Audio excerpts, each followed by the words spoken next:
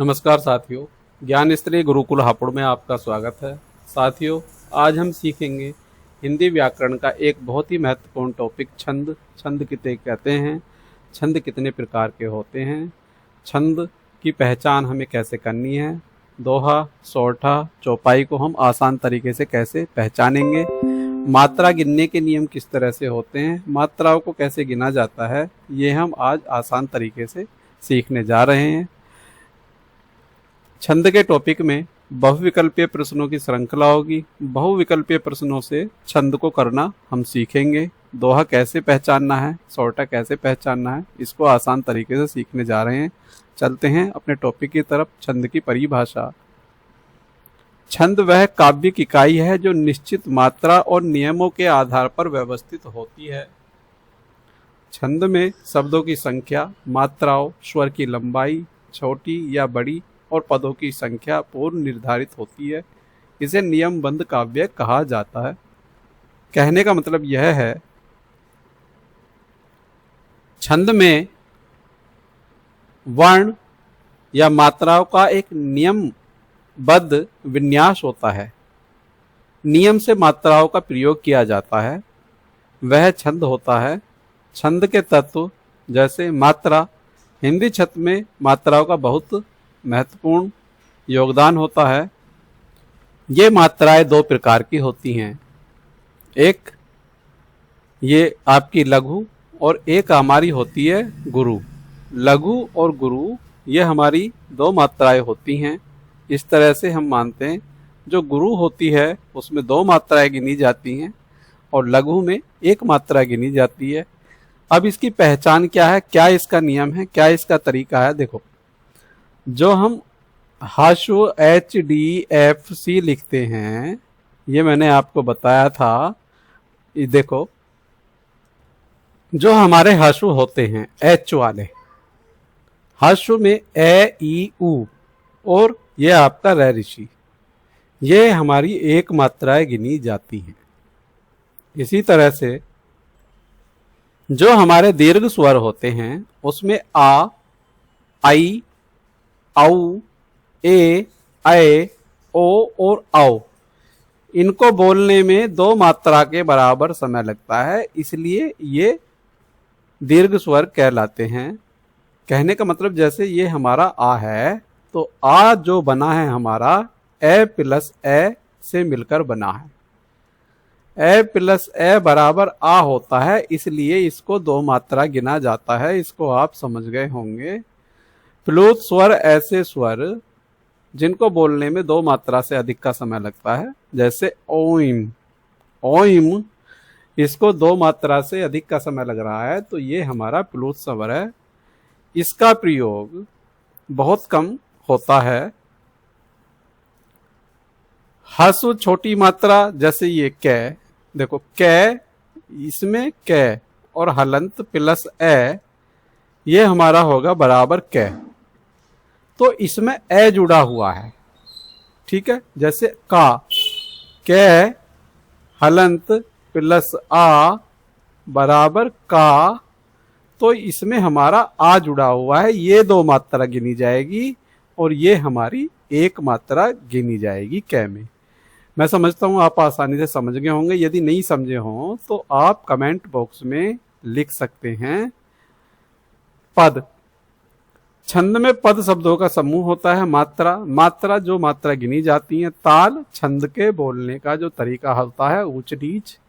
अनुप्रास, छंद में शब्दों का एक रूप पुनरावृत्ति जिसमें काव्य और लय माधुर्य होता है। हिंदी छंद के प्रमुख प्रकार। हिंदी छंद के प्रमुख प्रकार देखो, हिंदी छंद को मुख्य रूप से निम्न प्रकारों में बांटा जाता है। मात्रा छंद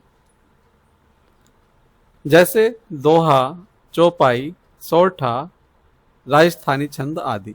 इनमें मात्राओं का नियम कड़ाई से पालन किया जाता है। अब ये मात्रिक छंद भी आपके दो प्रकार के होते हैं। एक होता है सममात्रिक छंद और एक होता है विषम मात्रिक छंद। एक होता है विषम मात्रिक छंद। जो सममात्रिक छंद होता है उसमें प्रत्येक पद की मात्राएं समान होती हैं। जैसे चौपाई हमारा सममात्रिक छंद है। चौपाई के प्रत्येक पद में, प्रत्येक उस वाक्य में 16 मात्राएं होती हैं। विषम मात्रिक छंद जैसे हमारा दोहा है, दोहे के पहले चरण में 13 मात्राएं होती हैं और दूसरे चरण में 11 मात्राएं होती हैं। तो ये हमारा दोहा विषम मात्रिक छंद है और चौपाई हमारा सममात्रिक छंद है। अच्छा, आगे चलते हैं पॉइंट नंबर 2 की तरफ। मात्रा मुक्त छंद, अमात्रात्मक छंद। इसमें मात्राओं की अनिवार्यता नहीं होती। जैसे मुक्त छंद, आजकल की आधुनिक कविताएं इसी श्रेणी में आती हैं। इसका प्रयोग बहुत कम किया जाता है, सबसे ज्यादा इन्हीं का प्रयोग चल रहा है। आगे चलते हैं। उदाहरण, जो हमारे मात्रिक छंद है उसका उदाहरण है दोहा छंद। दोहे का नियम, पहली पंक्ति में 13 मात्राएं, दूसरी पंक्ति में 11 मात्राएं। दोहे में कुल 2 पंक्तियां होती हैं। छंद में मुख्य रूप से 4 पंक्तियां होती हैं। दोहे के अंदर मुख्य रूप से 2 पंक्ति होती हैं, पहले में 13, दूसरे में 11। कबीर का दोहा, ये हमारा दोहा है। देखो, मैं आपको यहाँ मात्रा गिननी सिखाऊंगा, कैसे मात्रा गिनी जाती है। देखो, ये हमारा बै है। बै में ए जुड़ा हुआ है 1 मात्रा। ड और आ दोनों को मिला के एक अक्षर बनता, आ जुड़ा हुआ है 2 मात्रा। है में ऊ जुड़ा हुआ है स्वर, छोटा हुआ है तो 1 मात्रा। आ आपका 2 मात्रा। तय और ओ जुड़ा हुआ है तो यहां हमारी 2 मात्रा। अब कै ये आ क्या होगा? कै में स्वर नहीं है, यह और आ है, यह यहां से यहां तक एक ही माना जाएगा, 2 मात्रा। यहां 1 मात्रा, यहां 2 मात्रा, एक ही मात्रा है तो 2, एक ही है तब भी हमारी 2। यहां हमारी 2 और डे में ए जुड़ा हुआ है 1, खे में ए जुड़ा हुआ है 1, बड़े ऊ की मात्रा है 2 और रे में ए जुड़ा हुआ है तो 1। अब हम इन मात्राओं को गिनते हैं। देखिए, पहले हम इसके चरण को देखो। हमारा एक चरण होता है बड़ा हुआ तो क्या हुआ, यहां तक हमारा एक चरण होता है। अब यहां तक की मात्रा हम गिनते हैं। यहां तक की मात्रा 1 2 3 4 5 6 7 8 9 10 11 12 13 मात्राएं हमारी यहां हो गई। तो ये हो गया हमारा दोहा। अब यहाँ की देखते हैं, 2 4 6 7 8 9 10 और 11 मात्राएं हमारी ये होगी। तो पहले चरण में 13 मात्राएं, दूसरे चरण में 11 मात्राएं, ये हो गया हमारा दोहा। इसको हम ऐसे पहचान लेंगे, दोहे के पहले चरण में 13, दूसरे चरण में 11 मात्राएं होती हैं। अब देखो, हम यहाँ इसको पहचानते, पंक्ति को छाया नहीं। पहला चरण हमारा यहाँ तक, दूसरा हमारा यहाँ तक। इसकी मात्राएं देखो, पै में अंक की बिंदी लगी हुई है 1, थी में बड़ी की मात्रा लगी हुई है 2, को में ओ लगा हुआ है 2, छा में छा 2 आ लगा हुआ, या में आ लगा हुआ है 2, न में ए लगा हुआ है ए, ही 2। अब इसको देखो, और अनुनासर जो अनुस्वार बिंदी है इसकी भी हमारी 1 मात्रा जुड़ जाएगी। तो हमारे यहां तक मिलाकर होगी 13 मात्राएं। देखिए, गिनते हैं, 1 2 और 1 3, 3 2 5, 2 7, 2 9 10, 2 12 और 1 13 मात्राएं होगी। अब अगले वाले में 1 2 2 2 1 1 मात्रा इसलिए लग रही है क्योंकि छोटी की मात्रा। इसी प्रकार यहाँ 2 और आपका यहाँ 1 2 2 4 6 7 8 9 10 और ये 11 मात्राएं हमारी यहाँ होगी। तो इस प्रकार हमने इसको पहचान लिया, ये हमारा दोहा है। यहाँ कुछ भी ट्रिक लगाने की जरूरत नहीं है, एक बार इसको आप आसानी से समझ लें। जिसने इसको समझ लिया, कभी भी यहाँ से आपका सवाल गलत नहीं होने वाला है। अगले टॉपिक की तरफ चलते हैं। इसी क्रम में आगे बढ़ते हैं सममात्रिक छंद की तरफ। सममात्रिक छंद किसे कहते हैं? देखिए, देखो, सममात्रिक छंद की हम मात्रा गिनते हैं। सममात्रिक छंद चौपाई में ये है, हमें दोहे को पढ़ना नहीं आता या दोहे का अर्थ नहीं पता, उससे हमें कोई लेना देना नहीं है, हमें केवल मात्राओं के गिनने का पता होना चाहिए। देखो ऊ की मात्रा छोटी है 1, रे में छोटी मात्रा ऊ की लगी हुई है 1, ग्रह इसको एक ही बोला जाएगा। देखो इसका मतलब ये है ग और रे, ग्रह है ना, ये हमारा स्वर साथ जुड़ा हुआ है तो ये एक ही माना जाएगा। ये वाला ऋषि है ये ग्रह। और है में भी एक ही मात्रा, ग में य में एक ही मात्रा 2, इसी तरह आपकी यहाँ 1 1, इसी तरह यहाँ आपकी 1 1, यहाँ आपकी आ 2 और बड़ी ई 2। तो इनको गिनते हैं, ये होती है हमारी 16। इसी तरह इनको गिनते हैं, ये के ऊपर अंकी बिंदी है तो यहाँ हमारी ए और अंकी बिंदी लगा के 2 मात्रा हो जाती हैं। देखो यहाँ द अलग है, स्वर नहीं है, हलंत लगा हुआ तो इसको नहीं गिना जाएगा, इसकी मात्रा नहीं गिनी जाएगी, ये हमें ध्यान रखना है। या और इसी तरह से ए धी में आपकी एक मात्रा छोटी ई है, का 2 और बड़ी ई 2, इस तरह ये भी हमारी 16 बैठ रही हैं। इस वीडियो को देख के आपको मात्रा गिनने का ज्ञान अच्छी तरह से हो जाएगा, इसलिए इस वीडियो को लास्ट तक देखते हैं और छंद से अपने कोई भी क्वेश्चन गलत ना होने दें। आगामी परीक्षाओं में यह आपके लिए बहुत ही महत्वपूर्ण टॉपिक होने जा रहा है। चलते हैं अगले पॉइंट की तरफ। जय हनुमान ज्ञान गुण सागर, जय कपीस तिहु लोक उजागर, ये भी हमारा सममात्रिक छंद है।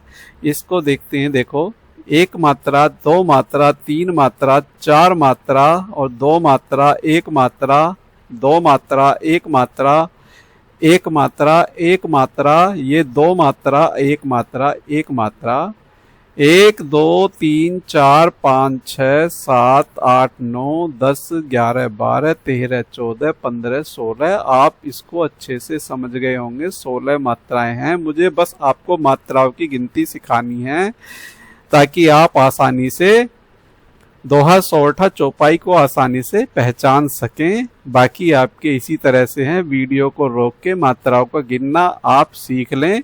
इसी के साथ चलते हैं आगे हम सोरठे की तरफ। सोरठे के पहले चरण में 11 मात्राएं होती हैं और दूसरे चरण में 13 मात्राएं होती हैं। दोहे का उल्टा सोरठा होता है।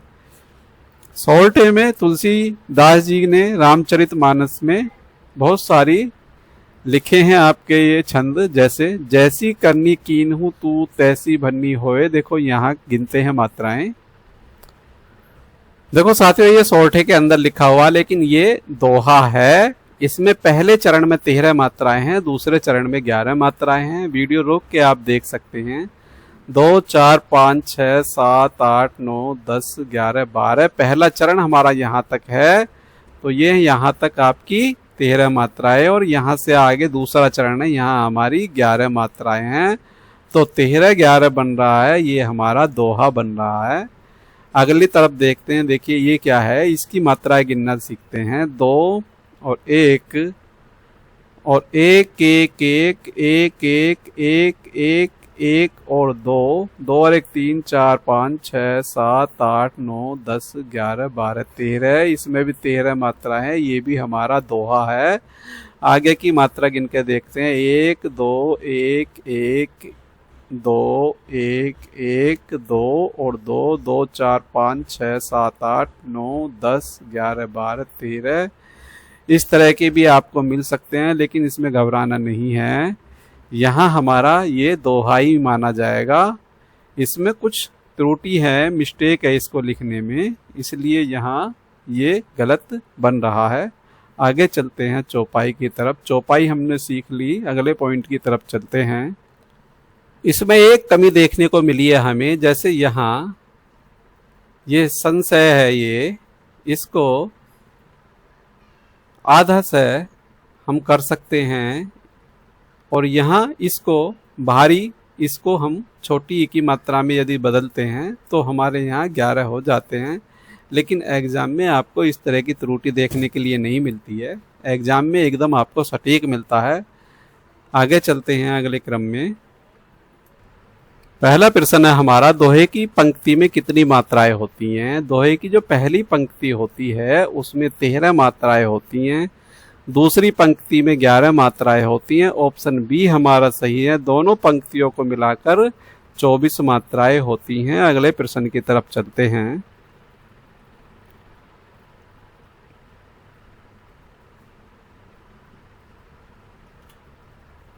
सोरठा छंद में पंक्तियों की मात्राएं कितनी होती है? सोरठा छंद में पंक्तियों की मात्राएं 2 मानी जाती हैं। मुख्य रूप से दोहे में भी 2 ही होती हैं और सोरठे में भी 2 ही पंक्तियां होती हैं।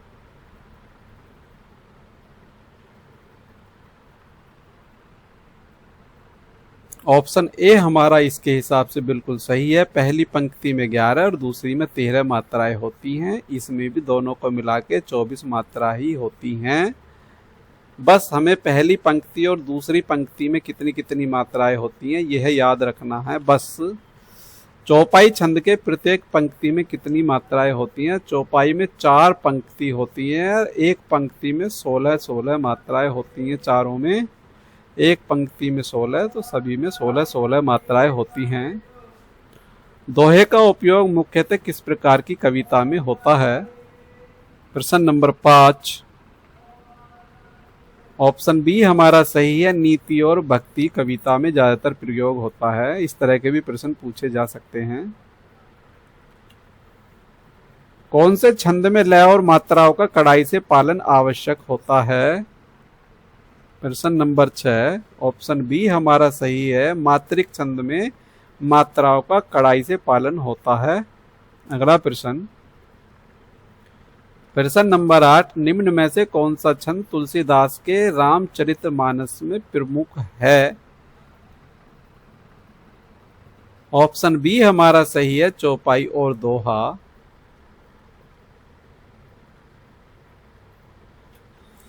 सममात्रिक छंद का क्या अर्थ है?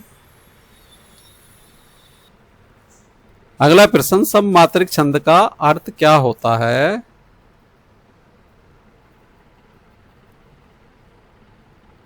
तो इसका ऑप्शन बी हमारा सही है, प्रत्येक पंक्ति में मात्राएं समान होती हैं। जैसे चौपाई की प्रत्येक पंक्ति में समान मात्राएं होती हैं। अगले प्रश्न की तरफ चलते हैं। दोहा छंद की कुल कितनी पंक्तियां होती हैं? दोहा छंद की 2 पंक्तियां होती हैं। सोरठा छंद की भी 2 पंक्तियां होती हैं। चौपाई छंद की 4 पंक्तियां होती हैं। सोरठा छंद का प्रयोग किस महाकाव्य में हुआ है? प्रश्न नंबर 12। ऑप्शन बी हमारा सही है, रामचरितमानस में हुआ है। अगला प्रश्न,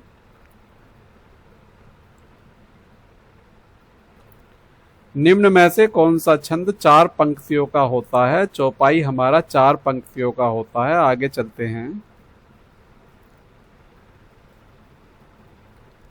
मात्रा शब्द का अर्थ है। प्रश्न नंबर 14। ऑप्शन बी हमारा सही है, स्वर की लंबाई। कहने का मतलब यह है ए या आ, ये 1 मात्रा का समय, इसमें 2 मात्रा का समय।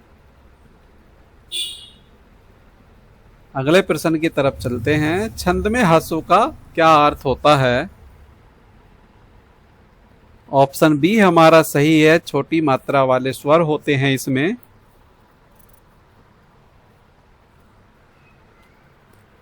दीर्घ मात्रा किसे कहते हैं? ऑप्शन ए हमारा सही है, 2 मात्राओं वाला स्वर दीर्घ मात्रा कहलाता है।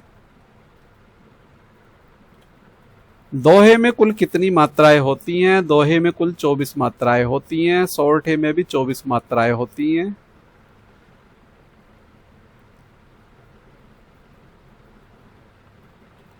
मुक्तक किस प्रकार का छंद है? ऑप्शन बी हमारा ये अमात्रात्मक छंद है, जिसमें मात्राओं का प्रयोग नहीं किया जाता है।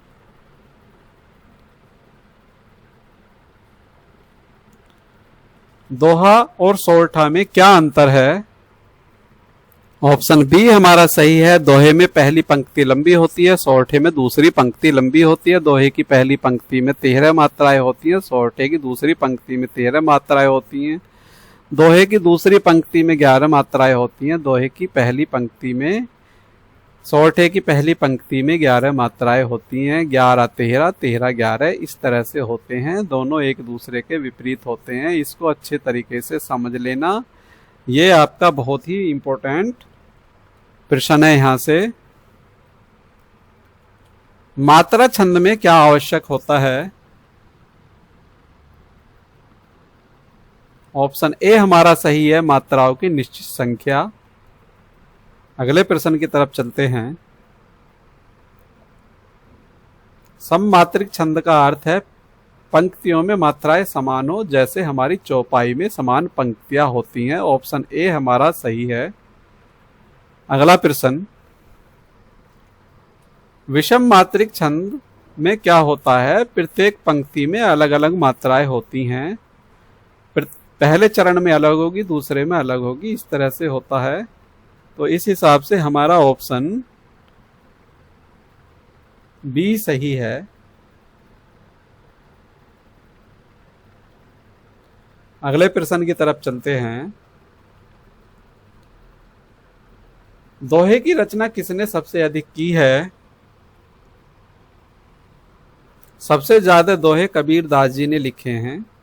कबीर के दोहे से भी आप जानते हैं। मात्रा किससे संबंधित है? मात्रा स्वर की लंबाई से संबंधित है। पहले भी ये हमारा क्वेश्चन हो चुका, दोबारा ये रिपीट हो गया। दोहा छंद की दूसरी पंक्ति में कितनी मात्राएं होती हैं? ऑप्शन ए हमारा सही है, 11 मात्राएं होती हैं दूसरी पंक्ति में।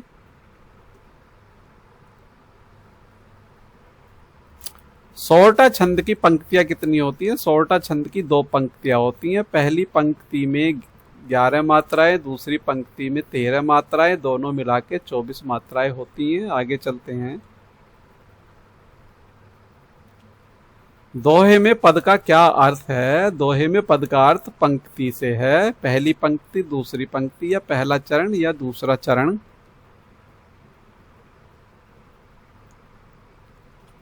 दोहे किस भाषा में लिखे गए हैं?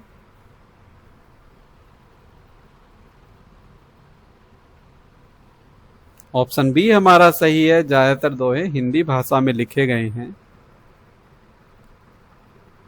दोहा किस प्रकार का छंद है? दोहा विषम मात्रिक छंद है। पहले चरण में 13 मात्राएं हैं, दूसरे चरण में 11 हैं, दोनों समान नहीं है, इसलिए इसको विषम मात्रिक कहा जाता है।